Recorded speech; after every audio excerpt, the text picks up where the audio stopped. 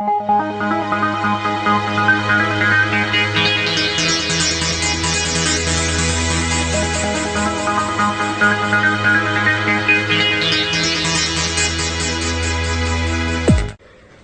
welcome back everyone to another Tech Zone tutorial. In this video I shall bring the complete guide to dual booting Windows XP on your Windows 7 netbook.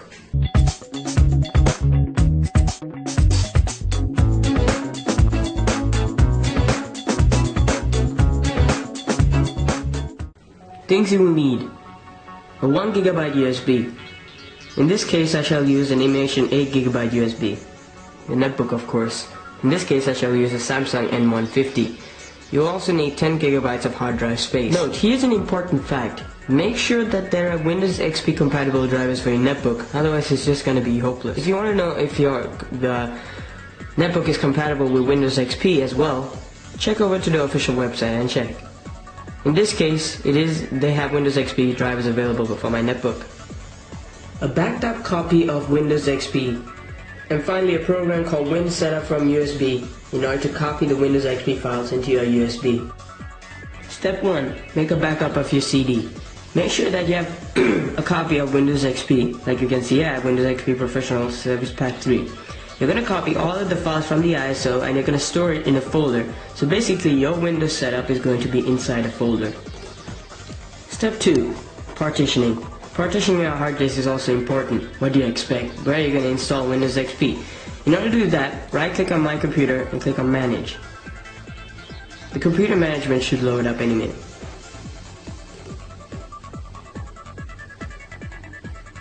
When the computer management loads up, under storage you're going to click on Disk Management. And from here you're going to find your hard drive from here. In case this is local disk C, and I have 217 gigabytes. Now you're going to right click it and we're going to shrink volume. Once you finish this dialog box should open up. It's just asking you how much you want to separate from your currently used hard drive, which is a local disk C, and create a separate new hard drive from it. So you can see it already says 131,680 megabytes, which is about 129 GB. So that's just separating half of your hard drive. Now I don't want to do that. I want to separate 50 gigabytes. But I'm not just going to type in 50,000, which is just going to say 49 point something. I want it to be exactly 50. So how are you going to do that? Think of it like this. 1024 megabytes is 1 gigabyte. So you just go to the calculator if you're smart enough, and then you're going to go type in 1024 into 50, 51,200, and you're going to type in here 51,200, and you're going to click on Shrink. What it should do now is that this should remove 50 gigabytes and create a new unallocated space where you can create a new hard drive from it so that you can install Windows XP in it. Once it separates, you're going to get 50 gigabytes of unallocated space. Now we're just going to leave it like that. We don't have to format it right now. We can just format it in the Windows XP setup. Step 3. Copy the Windows setup to your USB. Now that your USB is plugged in, we're going to open up WinSetup from USB. We're going to click on Run.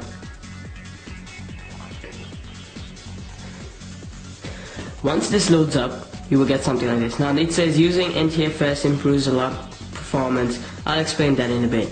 So you're gonna get this window, and first it's gonna ask Windows 2000 XP or 2003 source. That's where your files are. You're gonna click on Browse, and it's gonna ask where the folder is. So I have it in my desktop over here, and you're just gonna basically select it. Make sure you select the folder which has the folder i386, which is in it.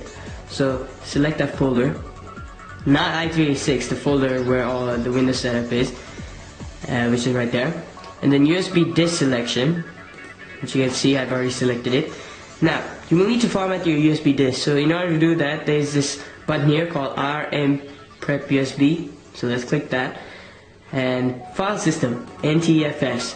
Now why NTFS instead of FAT32? NTFS has a lot more performance, and well, what I mean is that Windows setup is a lot faster than FAT32. If you were to format the USB and load the Windows setup from it in FAT32 format, it's going to take about, well, it took me about 4 hours to load up the Windows setup. Whereas NTFS, it takes about less than a minute. So that's why you're going to put it as NTFS, very important. And format options, you're going to select on quick format. Click on start and click yes. And it should start formatting, it should finish in a bit. Okay, and once this is done, you should get a message saying some information about your USB drive. Click OK and click close. So let's continue from here. Leave everything as it is now that you have already selected the Windows XP destination. The USB disk has also been selected. And once you're ready to go, you're going to click on go. And now what it's going to do is going to start the process of copying the files to your USB and also add a bootloader to your USB. So this process should take about 14 minutes. Yes, it takes that long to copy the file. So once this is done, I'll get back. Alright, so after about 20 minutes later, it's almost done. You can see the total amount of files is almost matched up, which means there are a few files left to go, and now it's finished. So now it's just finalizing this, and then we shall continue. One final important note though, make sure you download the drivers for your Windows XP partition now, because when you install Windows XP, you will need anyway the Wi-Fi drivers or LAN drivers in order to use the internet. So make sure you download all the Windows XP drivers now, okay? And when you do that, now you can see it's already done. It says keep the USB plugged in and all that. Let me just show you what I mean, okay? So, once you're done with this, let's close this. And now you're finished with step 3 and copying all the files to USB. So now you're ready to install Windows XP. So again, like I said earlier, download the Windows XP drivers now in order to use the internet in Windows XP, and there are some further files you'll need to download for the upcoming steps. Step 4, booting the Windows setup. So now at this point you will need to boot from your USB. So what I'm going to do now is basically, let me just emergency shut down this, just to make life easier. Now you're going to turn it on, and you're going to enter the boot menu. I don't know why my camera's shaking. You may need to press F2 or something to enter the boot menu, okay? So it's just going to stay like that. And now you're going to head over to the boot section, boot device priority. And over here you see Immersion Nano Pro, which is my USB. You're going to put that to first, so that it boots from the USB first. So you do it like that. So my USB comes first and my hard drive comes second. So exit this.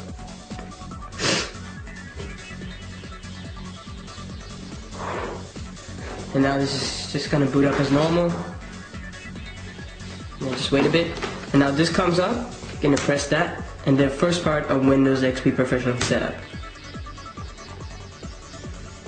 And it's just going to inspect like normal. And there you go, there's the Windows XP setup, but we're not exactly finished right now. So okay, so now at this point you're going to press enter. And yada yada yada. Just accept it. And then from here you're going to select on your unpartitioned space, which is 51,200 megabytes, which is 50 gigabytes. So you're going to press that. Format the partition using NTFS file system quick. Okay? And you're just going to let this partition, which is going to be over in a bit. You can see it's already 20%. And now what it's going to do is that it's going to copy the files to the hard drive, the Windows setup files to the hard drive. Now, here's the thing, if you had formatted your USB to FAT32 and done this, this would take 4 hours. Trust me, this will take 4 hours if you formatted your USB to FAT32. Now that it's in NTFS, it's going to copy it at least more fast. It takes about, I don't know, 5 minutes per percent. Oh yeah, by the way, my camera's shaking because of this anti-shake thing, which reduces shake, but actually if you notice it's actually producing even more shake. That's the awkward thing. So yeah. Okay, so just after about 2 minutes this thing is already done. Easy as that. That's why I format to NTFS and I did not press anything. So now I should just inspect this. Initialize the Windows setup. Now reboot your computer.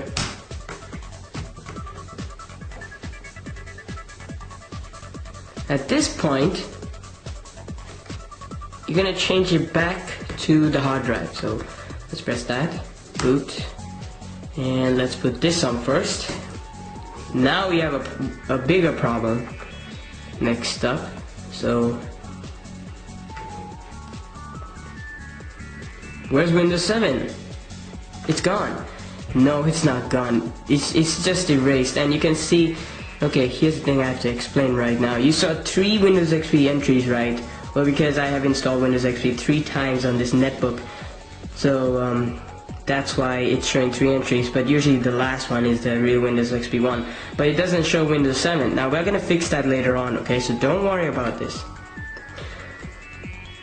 Step 5: installing Windows XP. Now, like I told you earlier, nothing to worry about. So let's just boot again.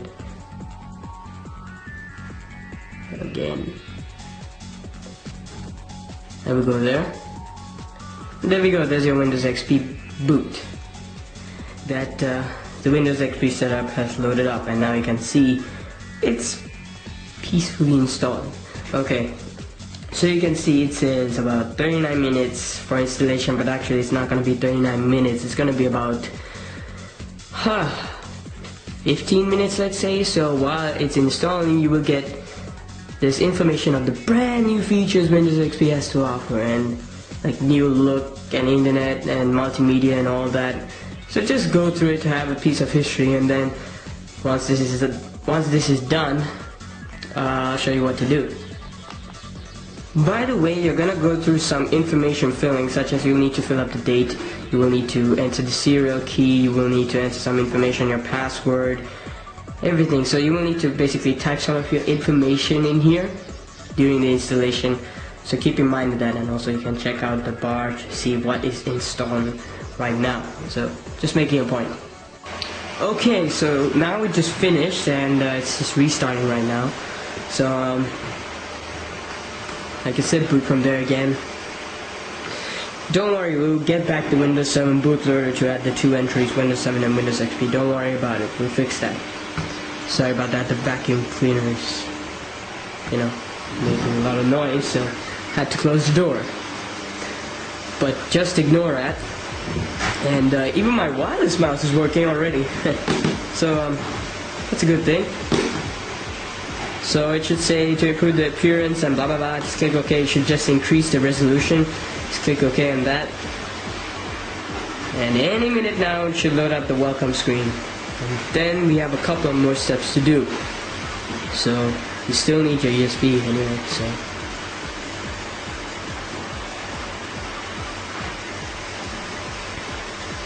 there's your welcome thing. And set up. Let's click next. Not now. Anyways, I'm gonna remove Windows XP later because I want to install Ubuntu and just try it out. So next. I've already done this before anyway, so finish.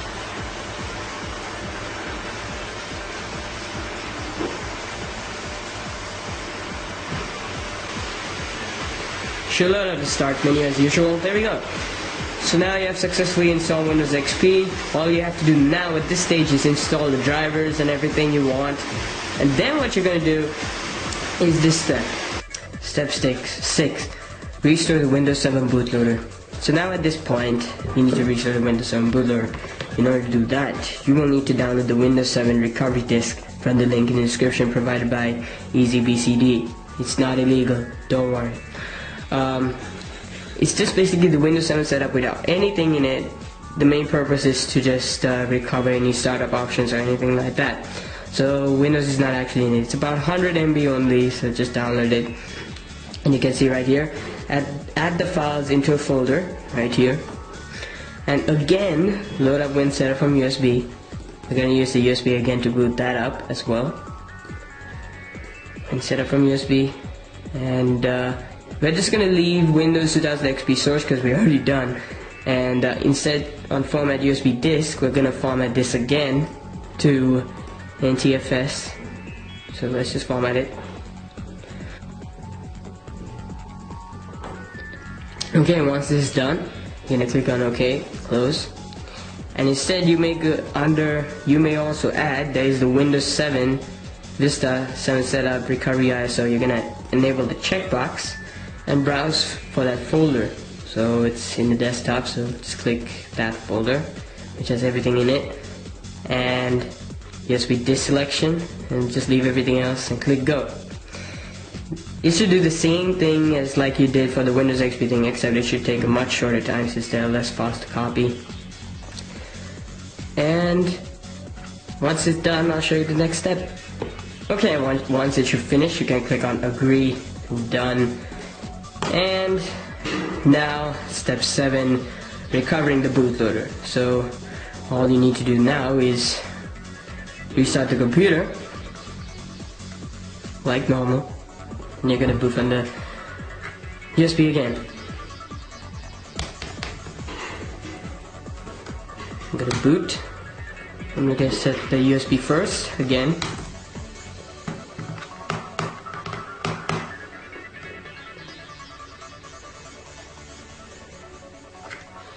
Then this should come up. Start Windows Vista Setup Recovery. Just click OK. Windows is loading files.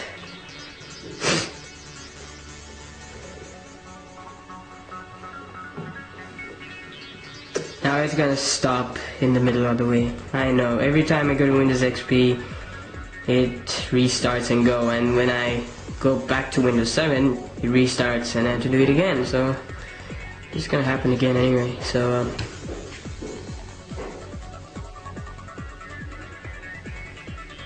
there you go. So I have to just boot it up again and just as normal, so don't worry about that. Just do it again. I mentioned this earlier about the Windows XP. Now you see the cursor. That's funny. The mouse is not working. I'll just use this time. There's battery. Okay. So now it's gonna ask which keyboard. Click next. And it's just gonna search for Windows installations, but just ignore this when it's done.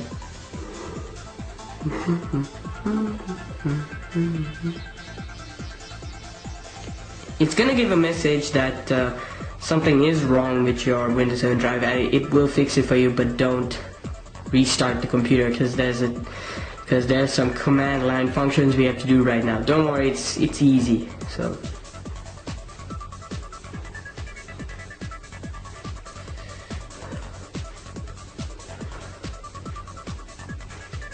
now you may be thinking, how come I can upload videos? Oh, there you go. Windows found problems with your computer started out problems. Don't restart. No. You're gonna select on your Windows 7 hard drive here. You're gonna click next. Command prompt. And over here in command prompt, you're gonna type bootrec for a minute. And you're gonna get all the options here. Fix MBR, that's to fix the master boot records. You're gonna type bootrec fix MBR. Whoops.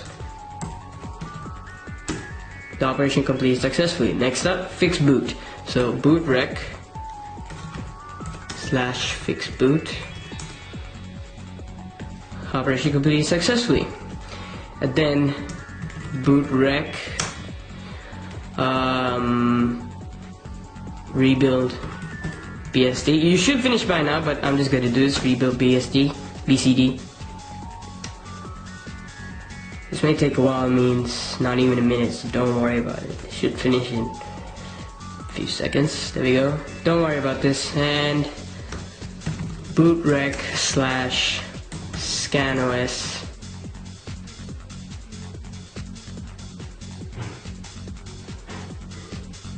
And you're done. Oh, my mouse is working. Okay, once you're done, you're gonna restart the computer. Go into the BIOS again.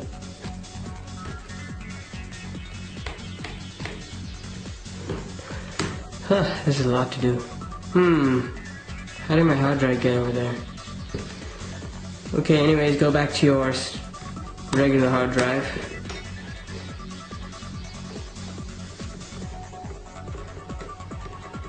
And then what you should notice, there we go. You have Windows 7 and Windows XP, all there. But here's the thing, when you do this, Windows XP doesn't show up for you and Windows 7 should load instead. So we have to fix that. Now unfortunately for me, I already fixed it with this program called EasyBCD. By the way, now you will need to get a program called EasyBCD, which is in the description. You can check down there. You're going to download that. And by the way, now for me it's already fixed because I already did this earlier. But for you guys, it has not done yet. It's not fixed yet because it will just automatically boot out to Windows 7 and you don't get the Windows XP option. So we had to fix that right now. So let me just get to the final step and we shall continue. Step 8, add Windows XP to the bootloader. So now, like I said, you have to download a program called EasyBCD. You can see up there in the title, EasyBCD. Link will be in the description. And you can see I removed Windows XP from the bootloader just to show you guys how to add it. So this is the bootloader. There is Windows 7 and it's linked to drive C. And to add Windows XP to the bootloader, go to Edit Boot menu. You can see when Microsoft Windows 7 is there. And you're going to click on Add New Entry. And under Type, you're going to select Windows NT 2K XP or 2K3. Now it says drive automatically fitted, but don't automatically detect the drive because you'll never know what it'll do. So if you don't know which drive is Windows XP in, it's drive D for me. You can see here 50 gigabytes. So it is drive D. And name will be called Windows XP just to show you what it is. It has been added or anything like that. And you're going to click on Add Entry. It should say there Windows XP added to the boot menu. So you can see now the boot menu should have Windows 7 and Windows XP. So I've set Windows 7 as default and it should boot in 30 seconds. Now go to bootloader setup and make sure to install the Windows Vista 7 bootloader to the MBR. Click Write MBR.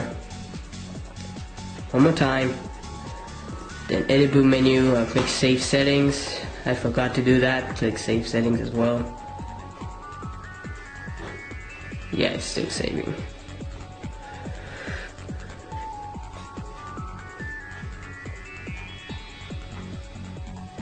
Okay, boot settings saved successfully. Let me just do this one more time.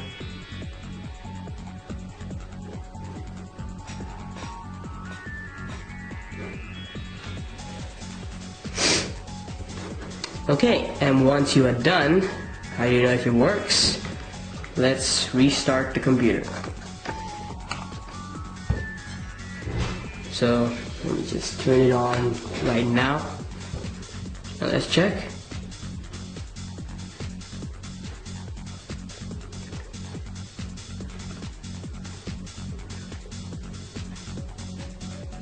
Don't worry, this happens at times. It just hangs up for a bit. There we go, Microsoft Windows 7 and Microsoft Windows XP. I don't know why it's stuck at Microsoft, but don't worry, it works. Microsoft Windows 7, Microsoft Windows XP. Let me go to Windows XP. Yeah, that happens for me all the time. I boot into Windows XP, crashes, and then I have to do it again.